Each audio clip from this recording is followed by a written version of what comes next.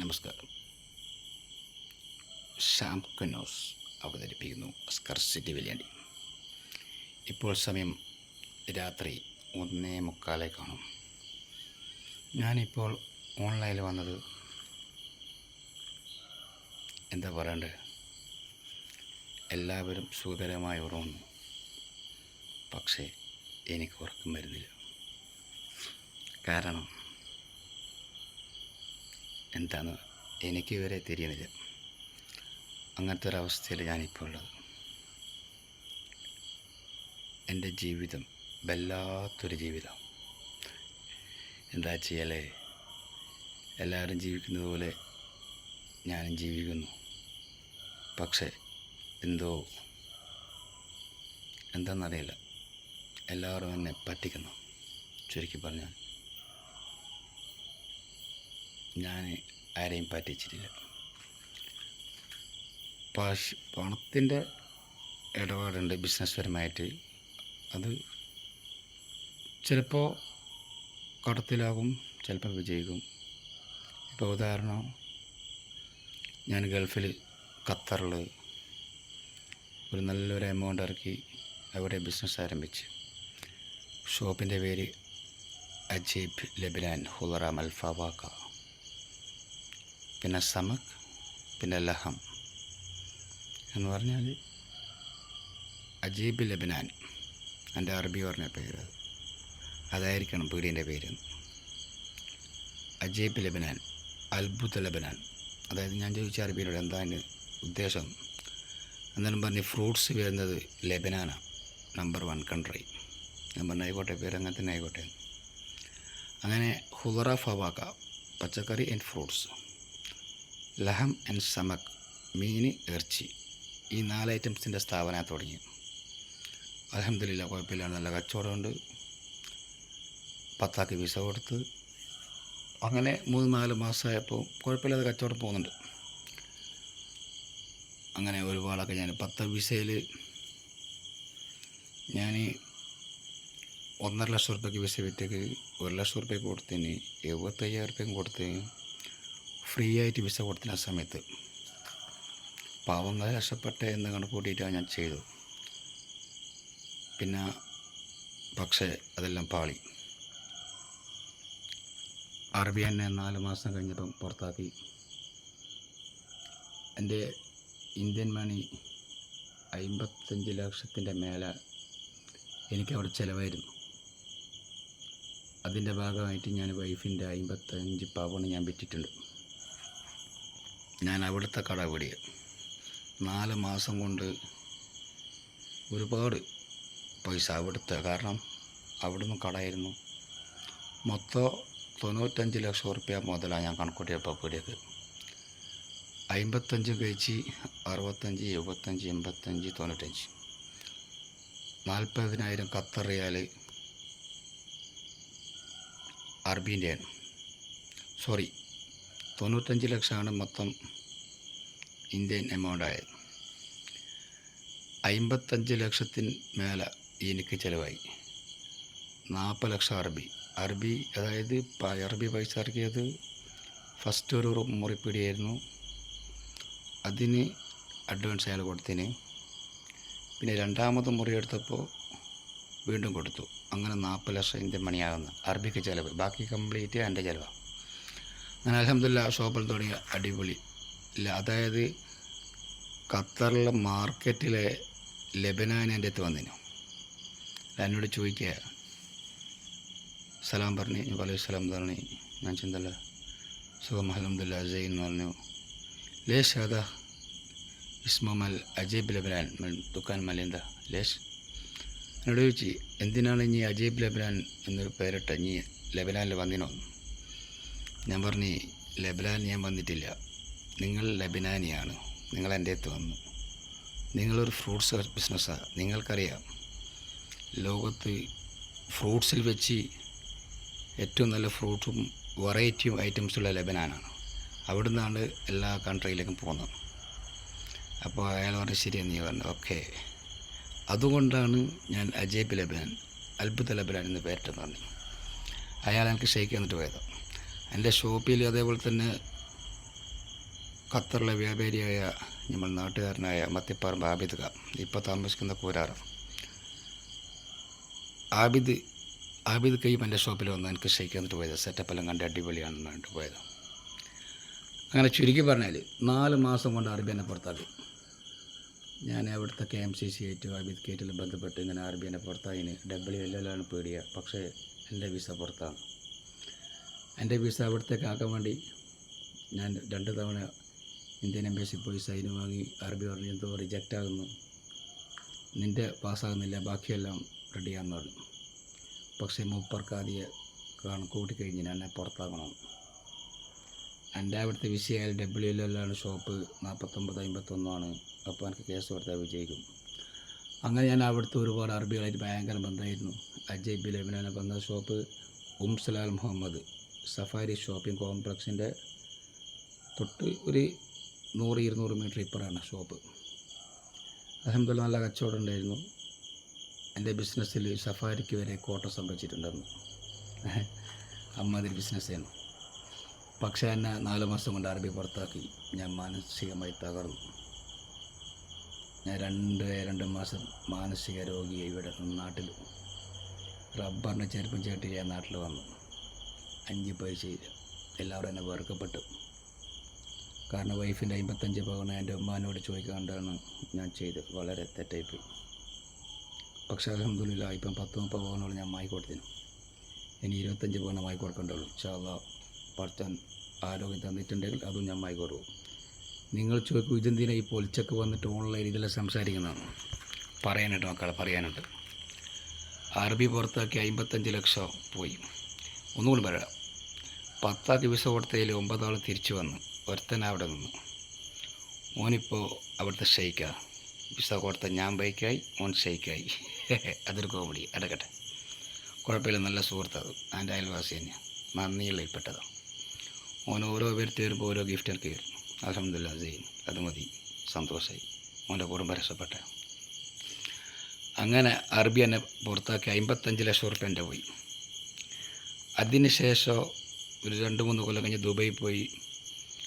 ദുബൈയിൽ നിന്ന് കുഴപ്പമില്ലാണ്ട് വരുന്നു. പക്ഷേ ഒരു കാസർഗോഡ് മുസാബായി എന്നെ പറ്റിച്ചു. അങ്ങനെയും പോയി അവിടുത്തെ 10-60,000 ദിർഹംസ് ഒരു കോഫി ഷോപ്പ് സത്തുവ തുടങ്ങിയതാണ്. വിസ പാസ്സായതാ, ലേബറിൽ പൈസ കെട്ടിയതാണ്ട്. പക്ഷേ വിസ അടിച്ചിട്ടില്ല. എൻ്റെ വിസിറ്റിംഗ് ഓവറായി, ഫൈനായി. കാസർഗോഡ് മൂസാബായി കളിച്ചു. ചുരുക്കി പറഞ്ഞാൽ വിസിറ്റിംഗ് ഓവറായി എന്നെ ഗ്ലോബൽ വില്ലേജ് പിടിക്കപ്പെട്ടു. 2 മാസം ജയിലിൽ കിടന്നു. 1 മാസം ജയിൽ എന്ന് പറഞ്ഞു. ജയിലിൽ നിന്ന് എന്നോട് പറഞ്ഞു, നീ ടിക്കറ്റ് എടുക്കുകയാണെങ്കിൽ നിനക്ക് 1 മാസം ശിക്ഷ, ടിക്കറ്റ് ഇല്ലെങ്കിൽ 2 മാസം. നമ്മൾ ടിക്കറ്റ് ശരിയാക്കി തന്നു. അങ്ങനെ ഈ മൂസാബായി എനിക്ക് പാസ്പോർട്ട് കൊണ്ടു തന്നു. ഞാൻ ടിക്കറ്റ് എടുത്തു. ഞാൻ നാട്ടിലേക്ക് വന്നു. ഖത്തറിൽ നിന്ന് 55 ലക്ഷം പോയി. അതേപോലെ തന്നെ ദുബൈയിൽ നിന്ന് 60,000 ദിർഹംസും പോയി. 60,000 ദിർഹംസ് എന്ന് പറയുമ്പോൾ അത്ര വിഷയങ്ങൾ കണക്കൂട്ടുക. ഇപ്പോഴത്തെ മാർക്കറ്റ് അത് 2018 ഖത്തറിൽ 2012 നോക്കണം. ഞാനെന്ത് തെറ്റ ചെയ്ത് എനിക്ക് തിരിയുന്നില്ല. എല്ലാവരും എന്നെ പറ്റിക്കുന്നു, ചതിക്കുന്നു. ചുരുക്കി പറഞ്ഞാൽ ഇപ്പോൾ ഇങ്ങോട്ട് ഗൾഫ് കൺട്രി വിട്ടു നാട്ടിൽ തന്നെ സെറ്റിലായി. എനിക്ക് കുടുംബവും കുഞ്ഞുകുട്ടിയും മക്കളും ഭാര്യയും അങ്ങനെ പോവുകയായി ജീവിതം. ഫ്രൂട്ട്സാണ് പരിപാടി ഇപ്പോൾ നാട്ടിൽ. അതിൻ്റെ ഇടയ്ക്കാണ് എനിക്ക് മാഹിയിൽ ഒരു ഷോപ്പ് കാലിയാക്കുന്നുണ്ടെന്ന് പറഞ്ഞ് ഞാൻ വില കെട്ടി 1 ലക്ഷം ഉറുപ്പ്യ കൊടുത്ത് ഞാൻ എടുത്തു. 6 മാസം മുമ്പ് ഞാൻ പെരുന്നാളിൻ്റെ തലേന്ന് സാധനം എടുക്കാൻ കുണ്ടിൽപ്പെട്ട പോയി. എന്നോട് പറഞ്ഞ് സാധനം എടുക്കുമ്പോൾ ഇതിന് മുമ്പേ അഡ്വാൻസ് അയക്കണം 10 എന്നാൽ എനിക്ക് സാധനം റെഡി കഴിഞ്ഞ് സെറ്റാക്കി തരും. പെരുന്നാൾക്ക് നാട്ടിലെത്തും സാധനം. പെരുന്നാളിൻ്റെ തലേന്ന് സാധനം നാട്ടിലെത്തും എന്ന് പറഞ്ഞു. അങ്ങനെ 25,000 ഉറുപ്പ്യ ഞാൻ അയച്ചു. അത് സന്തോഷ് ഗുണ്ടിൽപേട്ട. പകുതി കർണാടകക്കാരന് പകുതി തമിഴൻ. അങ്ങനെ ഞാൻ പോയി. അവരെന്നെ കളിപ്പിക്കാൻ തുടങ്ങി. ചുരുക്കി പറഞ്ഞാൽ 6 മാസമായി ഇപ്പോൾ അത്. ആ പെരുന്നാൾ വരെ എനിക്ക് വെള്ളത്തിലായി പോയി. സാധനം തന്നില്ല, വരാൻ പറ്റിയില്ല. പെരുന്നാളിൻ്റെ 2 ദിവസം കഴിഞ്ഞിട്ടാണ് ഇവിടെ ആയിരുന്നു. അപ്പോൾ 25,000 അവിടെ പോയി. നോക്കണം, ഇന്നും ഇപ്പോൾ പൈസ കിട്ടിയില്ല. പിന്നെ ഞാനൊരു അസീസ് ഭായ് കുണ്ടിൽപേട്ട, അയാളെ കോൺടാക്ട് ചെയ്ത് സംഭവം പറഞ്ഞു. അയാൾ പറഞ്ഞു, നീ പഠിക്കണ്ട, നമുക്ക് മേടിക്കാം, നീ ഇപ്പം എൻ്റെ അടുത്ത് സാധനം എടുത്തെന്ന് പറഞ്ഞു. അങ്ങനെ അവൻ്റെ സാധനം ഞാനെടുത്ത് സപ്ലൈ ചെയ്തു. പക്ഷേ അതിന് കംപ്ലൈൻറ്റ് വന്നു. മാർക്കറ്റിൽ നിന്ന് പൈസ കിട്ടിയില്ല. വളരെ ചുരുക്കം പേരെ പൈസ തന്നിട്ടുള്ളൂ. അങ്ങനെ ഒരു 10-30,000 ഉറുപ്പിക അങ്ങനെയും പോയി. അപ്പോൾ ഇത്രയും 55,000 പോയിക്കൊണ്ടേയിരിക്കുക, എന്താണെന്നറിയില്ല. പക്ഷേ അസീസ് ഭായി എന്നോട് പറഞ്ഞു, നീ വന്നോ, നിൻ്റെ 30,000 ഉറുപ്പിക ഞാൻ തിരിച്ചു തരും, ഓരോ ലോഡ് എടുക്കുമ്പോൾ 5,000 ഉറുപ്പിക വെച്ച് തരാമെന്ന് പറഞ്ഞു. പക്ഷേ ഞാൻ ഇതുവരെ പോയിട്ടില്ല, പോകും. അങ്ങനെ ഞാൻ ഇതിൻ്റെ അടുക്കൽ മാഹിയിലെ ഷോപ്പ് എടുക്കുന്നത്, നൗഷാദിൻ്റെ അടുത്ത് നിന്ന് എടുക്കുന്ന കേട്ടിക്ക്. ഇതിന് മുമ്പ് ഞാൻ അതിനെതിരെ ലൈവ് ഇട്ടിന് എന്നെ പറ്റിച്ചുകൊണ്ട് അതിൽ ഞാൻ പറയുന്നുണ്ട് 5 ലക്ഷം ഉറുപ്പിക എനിക്ക് നഷ്ടമായി വരുന്ന കോംപ്രമൈസ് ആകും. പക്ഷേ ഞാൻ ഇപ്പം പറയുന്നു, ഇനി എനിക്ക് ആ പൈസ വേണ്ട. ആ പൈസ എനിക്ക് വിധിച്ചിട്ടില്ല. എനിക്ക് വിറ്റ സാധനം ഐഡിയപരമായിട്ട് അവൻ എന്നെ മുംബൈയിൽ വരുത്തിച്ച് ആ ടൈമിന് പീടിയ വേറെ മറിച്ച് വിറ്റ് സാധനം കാലിയാക്കി. എങ്ങനെ ഉണ്ടോ? പിന്നെ അതിന് മുമ്പ് കഴിഞ്ഞ സീസണിൽ ഞാൻ കച്ചവടം ചെയ്തപ്പോൾ എൻ്റെ സുഹൃത്ത് സജിത്തിന് 60,000 ഞാൻ വായ്പ കൊടുത്തിന്. അതും അവിടെ പെൻഡിങ്ങാണ്. അതെല്ലാം കിട്ടും, അതെല്ലാം തരും. ഒരു നല്ല വ്യക്തിയാണ്. 60,000 തരാനുള്ള ഓനക്കാണ് ഞാൻ പിന്നെയും വണ്ടിക്ക് നന്നാക്കാൻ വേണ്ടി, വണ്ടിക്ക് പണിയൊന്നും വേണ്ട, 5,000 ഉറുപ്പിക കൊടുത്ത് വണ്ടി നന്നാക്കി വെച്ചിട്ടാണ് ഇപ്പോൾ ലൈനിൽ പോകുന്നത്. ഇന്നലെ അൽഹംദുലില്ലാ ബത്തൊക്കെ ചാലുവായി. ഇനി ഇന്നും ലോഡുണ്ട്. ഇന്നലെ വന്ന ലോഡ് കഴിഞ്ഞ്, ഇനി നാളെ ലോഡുണ്ട്. അതിന് ഓർഡറും ഉണ്ട്. നല്ല അടിപൊളി സാധനം, ഫസ്റ്റ് ക്വാളിറ്റി സാധനം മാത്രമേ ഞാൻ കളിക്കൂ. പക്ഷേ തലശ്ശേരി മാർക്കറ്റുകാരോട് എനിക്ക് പറയാനുള്ളത്, ഇടങ്ങാറാക്കാറ് പ്ലീസ്, ജീവിച്ച് പോയിക്കോട്ടെ.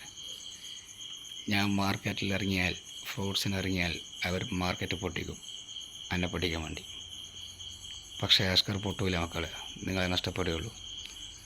ഇപ്പം മാർക്കറ്റ് 16-17 ഉറുപ്പിക കിലോ കിരണ്. ഞാൻ ലൈനിൽ കൊടുക്കുന്നതും 16-17. കുറച്ചിട്ടില്ല, പൊട്ടിച്ചിട്ടില്ല. പക്ഷെ നാളെ നിങ്ങൾ പൊട്ടിക്കുന്നുള്ള കാര്യം എനിക്കറിയാം. കാരണം നിങ്ങൾ ഈ മേഖല, ഞാൻ ഇന്ന് സപ്ലൈ ചെയ്ത് നാദാപുരം, പാറക്കടവ്, പാനൂർ, പാത്തിപ്പാലം, ചൊക്ലി, മാഹി, ഓർക്കാട്ടി വരെ എത്തി. അപ്പോഴൊക്കെ സാധനം തീർന്ന്. ഇനി എനിക്കൊരുപാട് ഓർഡറുണ്ട്. അപ്പോൾ അത് നാളെ അത് ഞാൻ എത്തിക്കും ഇൻഷാല്ലാ. ഉച്ചയ്ക്ക് ശേഷം ഞാൻ കളി തുടങ്ങുക. 6 മാസം ഞാൻ ലൈനിലുണ്ടാവും. എൻ്റെ ഐറ്റംസ് ബത്തക്ക, കിരണ്, ചിലപ്പോൾ ഓറഞ്ചും ഉണ്ടാവും, പിന്നെ പൈനാപ്പിൾ. അങ്ങനെ എന്തെല്ലാം സാധനം എനിക്ക് കിട്ടുന്നുണ്ടോ അതെല്ലാം ചെയ്യും. പക്ഷേ എന്നെ ഇടങ്ങാറാക്കാൻ പ്ലീസ്, അതിൽ കൂടി ജീവിച്ച് പോയിക്കോട്ടെ, ഒന്നത് അടക്കട്ടെ. ഞാൻ വിഷയത്തിലേക്ക് വരാം. നൗഷാദിൻ്റെ അടുത്ത് ഞാൻ സാധനം എടുത്ത്, ഓക്കെ ശരി തന്നെയാണ്, പൈസ കൊടുത്ത് അവൻ എന്നെ പറ്റിച്ച് ബോംബെയിൽ ഐഡിയപരമായി അവൻ എന്നെ വരുത്തിച്ചല്ലോ. ഞാൻ ബോംബെ പോയ സമയം 2 ദിവസം കൊണ്ട് അവർ വേറെ ഒക്കെ സാധനം മറിച്ച് വിറ്റ്. അപ്പോൾ മറിച്ച് വിറ്റ് 2 ദിവസം കഴിഞ്ഞിട്ടാണ് ഞാൻ അറിയുന്നത്. നോക്കണം. അപ്പോൾ ഞാൻ മാഹിയിലെ അതിൻ്റെ തൊട്ടടുത്തുള്ള ഷോപ്പാട് ചോദിച്ചു, എന്താ അവിടെ ഇങ്ങനെയാണ്. അപ്പോൾ എന്നോട് പറഞ്ഞ്, അസ്കറെ ക്ഷമിക്കൂ പ്ലീസ്, അവൻ പണത്തിൻ്റെ ഇത് വളരെ ഇപ്പോൾ ബുദ്ധിമുട്ടാണ്, ബിസിനസ്സല്ലേ. ഞാൻ പറഞ്ഞു, ആയിക്കോട്ടെ ബിസിനസ്സാണ്, ബുദ്ധിമുട്ടുണ്ട്, പക്ഷേ ഇങ്ങനെ പറ്റിക്കാൻ പാടില്ലല്ലോ. എനിക്കൊരു പൈസക്ക് വിറ്റ് എന്നിട്ട് അസാധന അതേ പൈസക്ക് വേറാക്ക് വെക്കുക. ചിലപ്പോൾ 50,000 ഉറുപ്പിക അവർക്ക് കൂടുതൽ കിട്ടിയിട്ടുണ്ടാവും, അതുകൊണ്ടായിരിക്കും അവൻ വേറെ കൊടുത്തിട്ടുണ്ടാവും. പോട്ടെ, കുഴപ്പമില്ല. അവിടെ ലക്ഷം പോയി, ഗുണ്ടിൽപ്പെട്ട 55 പോയി, സൈത്തിൻ്റെ 60,000 അങ്ങനെ ചുരുക്കി പറഞ്ഞാൽ ലക്ഷങ്ങൾ പൊട്ടുന്ന സമയം ഇപ്പോൾ. പക്ഷേ അസ്കർ തളരൂല കേട്ടോ, തളരുന്നവനല്ല. അതാ നിങ്ങൾ മനസ്സിലാക്കണം. ഞാൻ മുന്നോട്ട് ജീവിക്കും. പഠിച്ച റബ്ബ് എനിക്ക് ആരോഗ്യ ആഫിയത്ത് തന്നിട്ടുണ്ടെങ്കിൽ ഞാൻ ജീവിക്കും. ഇപ്പോൾ 1 ലക്ഷം ഉറുപ്പിക നൗഷാദിൻ്റെ അടുത്ത്, അതായത് എൻ്റെ മക്കൾ തിന്നേണ്ട പൈസയാണ് നീ അടിച്ചു മാറ്റി. എന്നോട് ഉമ്മ പറഞ്ഞ്, മോനെ എന്നെ ആക്കിയെന്ന് വിളിക്കാം, ആക്കി അത് നമുക്ക് വിധിച്ചിട്ടില്ല എന്നാണ് ഓടിയോ. അതുകൊണ്ട് നീ അവനക്ക് കൊടുത്ത പൈസ നീ തിരിച്ച് വാങ്ങണ്ട, ആ സാധനം അതും നീ വാങ്ങണ്ട, അത് അവന് നന്നാവട്ടെ. അല്ല, മനസ്സ് തട്ടി ഞാൻ പറയുന്നു, മോനെ ഞാൻ ശപിക്കൂല, എന്നെ പിരിഞ്ഞ് പേടിക്കണ്ട നൗഷാദ്. നീ അതായത് എൻ്റെ മക്കൾ തിന്നേണ്ടത് ഇനി നിൻ്റെ മക്കളാതെ തിന്ന. എൻ്റെ മക്കളും നിൻ്റെ മക്കളും ഒന്ന് തന്നെയാണ്, ഒരേ രക്തം, എല്ലാവരും ചുവന്നല്ലേ രക്തം, കുഴപ്പമില്ല. ആ പൈസ നീ എൻ്റെ വകയിൽ ഞാനൊരു എന്ന് പറയണ്ടേ ഒരു സ്വതക്കായിട്ട് നിനക്ക് തന്നു. നിൻ്റെ ബുദ്ധിമുട്ട് തീരട്ടെ. ഇനി ഈ മാഹിയിലെ കച്ചവടത്തിന്, അതായത് ഞാൻ ഇതിൻ്റെ സങ്കടം കൊണ്ട് പറയട്ടാ, ഞാൻ പത്രസമ്മേളനത്തിന് ആളെ വരെ വിളിച്ച് സെറ്റാക്കിയിട്ടുണ്ട്. നാളെ പത്രസമ്മേളനം. കാരണം ഞാൻ ആ വീഡിയോ വിട്ടിട്ട് 3 ദിവസമായി. ഒരു പ്രതികരണം ആർക്കും ഇതുവരെ ഉണ്ടായിട്ടില്ല. എൻ്റെ സുഹൃത്തുക്കൾ വിളിച്ച് മുക്കാളെ മോനെ ഞാനവിടെ വന്നോ. ഞാൻ പറഞ്ഞു വേണ്ട, നമ്മളെ സുഹൃത്തുക്കളാണ്. നൗഷാദ് അന്നും ഇന്നും എന്നും സ്കൂൾ പഠിക്കുമ്പോഴേ ബന്ധ. എന്തിനാണ് മോനെ നീ എന്നെ പറ്റിക്കുന്നത്? എനിക്ക് കച്ചവടത്തിന് ശേഷം നിൻ്റെ പണിക്കാരെ കസേല വേണമെന്ന് പറഞ്ഞു. ഞാൻ പറഞ്ഞു എടുത്തോ. പിന്നെ അമ്മി വേണമെന്ന് പറഞ്ഞാൽ എടുത്തോ. പിന്നെ അതിൻ്റെ കൂടെ വേറെന്തോ 2 സാധനം വേണം പറഞ്ഞു എടുത്തോ, കുഴപ്പമില്ല പോലെ. വിഷമം കൊണ്ട് പറയുക, നിങ്ങൾ പറയുന്ന പൈസ ഞാൻ തന്നിന്. പിന്നെ നോറസിന് ഞാൻ കൊടുക്കേണ്ടത് കൊടുക്കുകയും ചെയ്തിന്. എൻ്റെ ഉള്ളിലൊന്നുമില്ല, എല്ലാം ഓപ്പണായിട്ട് പറയുന്നതാണ്. അന്ന് പിറ്റേന്ന് തന്നെ 10-23 രൂപേൻ്റെ കച്ചവടം ഞങ്ങൾക്ക് നടന്നത്. അതിൻ്റെ നോറസൊക്കെ കൊടുക്കേണ്ട കമ്മീഷൻ നോറസിന് ഞാൻ കൊടുത്തിന്. അത് വേറെ, ഞാൻ മറിച്ച് വെക്കുന്നില്ല, എല്ലാം ഓപ്പണായിട്ട് പറയും. കൊടുത്ത് പിന്നെ നോറസ് പറഞ്ഞാൽ എനിക്ക് 2 കടക്ക വേണം. ഞാൻ പറഞ്ഞു അതും ഇഞ്ഞെടുത്തോ, പോട്ടെ. എന്നിട്ട് ബാക്കിയുള്ള ഇനി ഒരു മുട്ടു സൂചി ആരും എടുക്കരുത്, ഞാൻ വാക്ക് പറഞ്ഞതാണ്. എടുക്കുന്നുണ്ട് എന്നോട് ചോദിക്കണം, അതിൻ്റെ പൈസ തരണം. പക്ഷേ ഇതെല്ലാം പാർട്ട്ണറാണ്. പിന്നെ എന്നോട് പറയുന്നത്, എടോ ഇനിങ്ങനെ ഒറ്റക്കത് സമ്മതിക്കുക, എൻ്റെയും കൂടി പൈസ ഉണ്ട്, ഇനി 2 കടക്ക അങ്ങ് കൊടുക്കുക. കടക്കത്തിലെ 2 കടക്ക 30,000 രൂപ ചെയ്യും. ഞാൻ വെച്ചാൽ 2 കടക്ക 30,000 രൂപ ഉണ്ട്. ഏതാ പറഞ്ഞ വാക്കല്ലേ, വാക്കിനടോ വില, പോട്ടെ അവനെടുത്തോട്ടെ. അതിന് കിട്ടുന്ന ലാഭത്തിൽ ഞാനതെനിക്ക് വിട്ടുതരാം 30,000 രൂപ. ഓക്കെ, നീ ബുദ്ധിമുട്ടുണ്ട്. മറ്റവനക്ക് കസേല കൊടുത്ത് അമ്മി കൊടുത്ത് പിന്നെന്തെല്ലാം സാധനം, അവൻ കാറിൽ കംപ്ലീറ്റ് സാധനം കൊണ്ടുപോയല്ലോ. നൗഷാദിൻ്റെ പണിക്കാരൻ ചൊക്ലിക്കാരൻ, അവൻ്റെ പേര് എനിക്കറിയില്ല. ആച്ചി എന്തുകൊണ്ട് പേര്, പോട്ടെ. ഞാൻ പറയുമ്പോൾ നന്നാകട്ടോ, പോട്ടെ മതി, നമുക്ക് വിരിച്ചിട്ടില്ല നടക്കോട്ടെ. ചുരുക്കി പറഞ്ഞാൽ മൊത്തം അടിച്ചങ്ങ് മാറ്റിക്കൊണ്ടേക്ക്. പിന്നെ ഇല്ല കടക്കയും കസേലയും അമ്മിയല്ലോ. നീ നന്നാകുക, ഞാൻ ക്ഷമിക്കുന്നവനല്ല. പക്ഷേ എനിക്ക് ഈ നാട്ടുകാരോട് പറയാനുള്ളത്, എന്നെ ജീവിക്കാൻ അനുവദിക്കണം. ഒരുപാട് ബുദ്ധിമുട്ടുകൾ സഹിച്ചിട്ട് ഞാൻ ഇപ്പം ജീവിക്കുന്നു.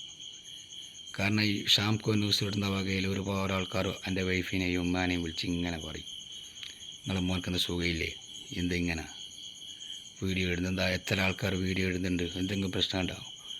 ഒരു പ്രശ്നമില്ല. ഞാനെന്താ ഉടുതുണി കഴിച്ചിട്ടാ വീഡിയോ ചെയ്യുന്നത്? അല്ലെങ്കിൽ ഒരു അന്യ സ്ത്രീയുടെ കൈ പിടിച്ചിട്ടാണ് വീഡിയോ ചെയ്യുന്നത്? അങ്ങനെ എന്തെങ്കിലും തെറ്റ് ചെയ്തിട്ടുണ്ടെങ്കിൽ നിങ്ങൾക്ക് പറയാം. എനിക്ക് പിരാന്ത, ഓനെ പെണ്ണുങ്ങളെ കയ്യിലും പിടിച്ചിട്ടാണ് വീഡിയോ ചെയ്യുന്നത്, അല്ല പെണ്ണുങ്ങളെ പൊത്തി പിടിച്ചിട്ടാണ് വീഡിയോ ചെയ്യുന്നത്. എന്തിന്? നിങ്ങൾക്കിപ്പോൾ എന്തായി? എൻ്റെ വൈഫ് ഇപ്പോൾ എന്നോട് അകന്നു പോയി, ഇപ്പോൾ ബന്ധമില്ല 2 ആഴ്ചയായിട്ട്. ഈ ഫിത്തിര പറഞ്ഞൊക്കെ സന്തോഷമായില്ലേ? അവർക്കതല്ലേ വേണ്ടേ? മതിയോടോ. എനിക്കിപ്പോൾ മനസ്സ് സമാധാനമുണ്ട്, എനിക്ക് എൻ്റെ ഉമ്മയുണ്ട്, അത് മതി. ഉമ്മാൻ്റെ കാലിൻ്റെ അടിയിൽ ആ സ്വർഗമൊന്നും ഞാൻ പഠിച്ചിട്ടുണ്ട്, ഒരു പാട്ടായിട്ട് ഞാൻ കേട്ടിട്ടുമുണ്ട്. ഉമ്മ പറഞ്ഞ എന്നോട് അസ്കാരം ആക്കി, നീനെ പൈസ വാങ്ങാറ്, നിനക്ക് പഠിച്ചും തരും, നീ ശപിക്കുകയും ചെയ്യാറ് അവരെ. ഞാൻ ശപിക്കൊന്നുമില്ല, അവർ നന്നാകട്ടെ. ഓക്കെ, അങ്ങനത്തെ ഒരു മനസ്സിലുള്ളതാണ് ഞാൻ പറഞ്ഞു തരുന്നത്. ഈ സാധനം കച്ചവടത്തിന് ശേഷം അവൻ്റെ സ്റ്റാഫിന് വേണ്ട സാധനം അവനും അവൻ്റെ അനുജനായ നോറസിന് വേണ്ട സാധനം അതിൽ വെച്ചാൽ കൊടുത്തില്ലേ. പിന്നെ എന്നെ പറ്റിച്ചുകൊണ്ട് ഭയങ്കര സങ്കടമായിപ്പോയി. പിന്നെ എനിക്ക് സങ്കടമായത് ബോംബെയിൽ വരുത്തിച്ചിട്ട് എനിക്ക് ഈ പണി തരേന്നു, അതും ഭയങ്കര സങ്കടമായിപ്പോയി, വിഷമമുണ്ട്. അതുകൊണ്ട് ഞാൻ പറഞ്ഞ 5 ലക്ഷം നഷ്ടപരിഹാരം അതിന് വേണ്ട. പത്രസമ്മേളനം അതുമില്ല, അതും ക്യാൻസലാക്കി. ഇനി ഞാൻ ഞാൻ പറയുന്നത് എന്നെ ജീവിക്കാൻ അനുവദിക്കും പ്ലീസ്. ഞാൻ ആരെയും ഇടങ്ങാറാക്കില്ല. ഞാൻ എൻ്റെ പണിയെടുത്തിട്ട് ജീവിച്ചോട്ടെ. ഇന്ന് രാവിലെ ലോഡ് വന്ന് വൈകുന്നേരമത്തെ അൽഹംദുലില്ലാ കാലിയായി. നാളേക്ക് ഒരു ലോഡുണ്ട്, അതും ഓർഡറുണ്ട്. എന്നെ ജീവിക്കാൻ അനുവദിക്കും. എനിക്കൊരു സ്വപ്നമുണ്ട്, എനിക്കൊരു വീട്. എൻ്റെ വൈഫ് വീടെടുക്കുന്നുണ്ട്. ഞാൻ അവരോട് പറഞ്ഞു എൻ്റെ പേരിലും കൂടി ആക്ക്, എന്നാൽ ഞാനും കൂടി ഹെൽപ്പ് ചെയ്യും. എന്നോട് പറഞ്ഞു നിങ്ങളെ സ്ഥലം നിങ്ങൾക്ക് കിട്ടിയിട്ടില്ലല്ലോ, അതുകൊണ്ട് എൻ്റെ സ്ഥലം നിങ്ങൾ കൊതിക്കണ്ട, തരൂല, നിങ്ങളെ പേരിലാക്കൂല. ഞാൻ പറഞ്ഞു വീടെടുക്കുമ്പോൾ ഞാനും കൂടി ഹെൽപ്പ് ചെയ്യണമെങ്കിൽ എൻ്റെ പേരിലാക്കുമ്പോഴാണല്ലോ അപ്പോൾ സാധാരണ ചെയ്യലാറും, എന്നല്ല ഞാൻ പൈസ ഇറക്കും. എന്നോട് ഒരുപാട് ആൾക്കാർ പറഞ്ഞു അസ്കറായി നീ പൈസ ഇറക്കണ്ട, നിൻ്റെ പേരിലില്ല, നിൻ്റെ പേരിലുണ്ടെങ്കിലാണ് നീ ഇറക്കേണ്ട പൈസ. ഞാൻ പറഞ്ഞു ഓക്കെ ശരിയെന്ന് നിങ്ങൾ പറഞ്ഞു. പക്ഷേ ഞാൻ കൊടുത്തിന്, കഴിഞ്ഞ മാസം വരെ ഞാൻ 10,000 രൂപ വീട്ടിൻ്റെ ആവശ്യത്തിന് കൊടുത്തിന്. തറ കെട്ടി എൻ്റെ പൈസക്ക് തന്നെയാണ്, ഞാൻ കുറി വെച്ച പൈസക്കാം, ഒരു കുഴപ്പമില്ല. എൻ്റെ മക്കൾക്ക് വേണ്ടിയല്ലേ. ഈ സീസണിൽ ഞാൻ പൈസ ആക്കിയിട്ട് ഇൻഷാ അല്ലാഹ് ജൂൺ ആകുമ്പോഴത്തേക്ക് എൻ്റെ വീട്ടിൽ കൊള്ളാൻ നടത്തണം. അതെൻ്റെ ഒരു സ്വപ്ന. പൈസ ഞാൻ തരും, എൻ്റെ മക്കൾ ജീവിക്കട്ടെ. ഇതാർക്ക് വേണ്ടിയിട്ട് ഞാൻ ഉണ്ടാക്കുന്നത്? എൻ്റെ മക്കൾക്ക് വേണ്ടിയില്ലേ നമ്മൾ കഷ്ടപ്പെടുന്നത്. എൻ്റെ മക്കൾക്ക് വേണ്ടി. അപ്പോൾ ഇൻഷാ അല്ലാഹ് ആരോഗ്യമുണ്ടെങ്കിൽ ഞാൻ പണി അധ്വാനിച്ചിട്ട് ഉണ്ടാക്കുന്ന പൈസ കൊണ്ട് ഞാൻ പണി പെട്ടെന്ന് തന്നെ ജൂണിലേക്ക് തന്നെ ഇൻഷാ അല്ലാഹ് പോരെ കൂടും. എൻ്റെ ഒരു സ്വപ്നം. ആരോടും വായ്പ വാങ്ങൂല, ലോൺ കൊടുക്കില്ല, അങ്ങനത്തെ ഒരു മണ്ണാങ്കട്ടി ഉണ്ടാവില്ല. പക്ഷെ എൻ്റെ മനസ്സ് പറയുന്നുണ്ട് ജൂണിലേക്ക് നീ വീട്ടിൽ കൂടും. പക്ഷേ വീട്ടിൽ കൂടൽ ഞാനുണ്ടാവില്ല, എൻ്റെ മക്കളെ മതി, എൻ്റെ ഭാര്യ. എനിക്കെതിരെ പാര വെച്ചവളോട് പറയാനുള്ളത് നിങ്ങൾക്ക് സന്തോഷമായി. അവളെ ഡ്യൂട്ടി. പിന്നെ അവളെ ഞാൻ ഡ്യൂട്ടിക്ക് പറഞ്ഞേച്ച്. വീട്ടിലൊരു സമാധാനം ഇല്ലാത്തതുകൊണ്ടാണ്, അവൾക്കൊരു സമാധാനം ഇല്ലാത്തതുകൊണ്ടാണ് അവൾക്ക് ഡ്യൂട്ടിക്ക് ഞാൻ പറഞ്ഞേക്കാൻ കാരണം തന്നെ. വെളുക്കാൻ തേച്ച പാണ്ടായി എന്ന് പറഞ്ഞാൽ എൻ്റെ വിഷമം കാണാൻ ആരുമില്ല. എൻ്റെ വൈഫില്ല, എൻ്റെ മക്കളില്ല, പക്ഷേ ഉമ്മ ഉണ്ട്. എനിക്കത് മതി. ഉമ്മ എപ്പോൾ എൻ്റെ കൂടെ ഉണ്ടാവും. ശരിക്കും ഉമ്മാനോട് ഇന്നത്തെ പറഞ്ഞു അസ്കറെ പോയി ഡോക്ടറെ കാണിക്കുക, ഇന്ന് എനിക്ക് ഉറക്കം കുറവാണ്. ശരിയാ, എനിക്ക് ഉറക്കം കുറവാണ് ഇപ്പോൾ. കാരണം ഒരുപാട് ടെൻഷൻ എൻ്റെ മനസ്സിലുണ്ട്. അങ്ങനെ ചിരിക്കുന്ന നോക്കണ്ട. ഞാൻ ചിരിച്ചിട്ടേ നടക്കൂ, എല്ലാവരോടും ചിരിച്ചിട്ടേ നടക്കും. പക്ഷേ ബേസ്മെൻ്റ് ഒരു കാല് പിടിച്ച് അപേക്ഷിക്കുക, പ്ലീസ് എന്നെ ജീവിക്കാൻ അനുവദിക്കുക, പ്ലീസ്. ഞാൻ എങ്ങനെയെങ്കിലും ജീവിച്ചോട്ടെ, ആരും ഞാൻ ഇടങ്ങാറാക്കൂല, പ്ലീസ്. ഇനി എന്നെക്കൊണ്ട് ഞാൻ എന്തെങ്കിലും തെറ്റ് ചെയ്തിട്ടുണ്ടെങ്കിലല്ലേ നിങ്ങൾക്ക് എന്നെ പ്രതികരിക്കാൻ പറ്റും. പക്ഷേ ഞാൻ ആരും തെറ്റ് ചെയ്യുന്നില്ല, പിന്നെ എന്തിനാണ് എന്നെ ഇടങ്ങാറാക്കുന്നത്? അതുകൊണ്ട് വളരെ താഴ്മയിൽ കൂടി ഞാൻ പറയുന്നു, ഞാൻ യൂട്യൂബ് ചെയ്യുന്നുണ്ട് ശരി തന്നെ. പക്ഷെ അന്ന് ഞാൻ നിങ്ങൾ പൂയിപ്പ് വെച്ചപ്പോൾ ഞാൻ ഭാര്യ തെറ്റിയിട്ട് ഞാൻ വീഡിയോ നിർത്തി, അങ്ങനെ നന്നായിന്.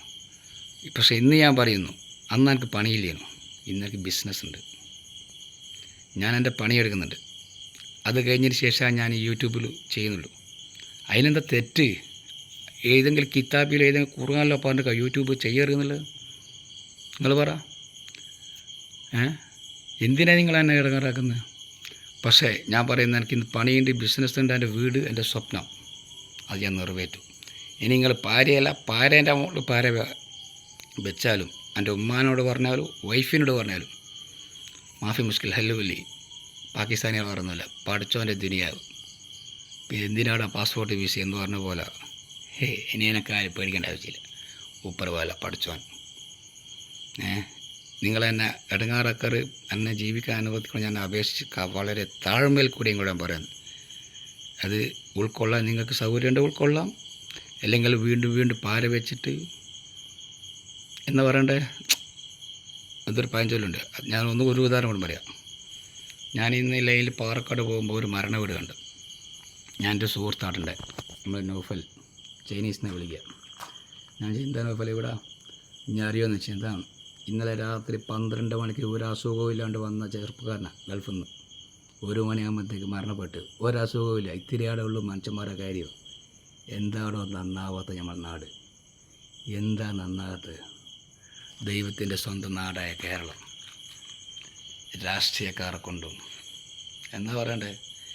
എവിടോ ഞങ്ങൾ ഒരു ചായ കുടിക്കുന്നുണ്ട്, നമ്മൾ അധ്വാനിച്ച് വേർത്തിട്ട് ഉണ്ടാക്കിയ, നമ്മൾ അധ്വാനിക്ക് വേർക്കുമല്ലോ, അങ്ങനെ കിട്ടിയ ഒരു 100 രൂപ ഒരു ദിവസം കിട്ടിയിട്ടുണ്ടെങ്കിൽ അതാണോ പൈസ? അല്ലാതെ അതേ സ്ഥാനത്ത് 1,00,000 രൂപ കമ്മീഷൻ വാങ്ങുകയാണെങ്കിൽ ആ പൈസ 100 രൂപയ്ക്ക് വില. ആ 10 രൂപേൻ്റെ ഒരു ചായ വാങ്ങി കുടിക്കുമ്പോൾ അതിനൊരു ടേസ്റ്റ് ഉണ്ടാവും. ഞങ്ങളെ നാട്ടിൽ കുറേ ആൾ രാഷ്ട്രീയം പറഞ്ഞിട്ട് വെള്ളയും ഇട്ട് നടന്ന് മധ്യസ്ഥം പറഞ്ഞ് ഓരോരുത്തർ ഉടായിപ്പാക്കിയിട്ട് പൈസ ലക്ഷങ്ങൾ കോടികൾ സമ്പാദിക്കുന്ന ആളുണ്ട്.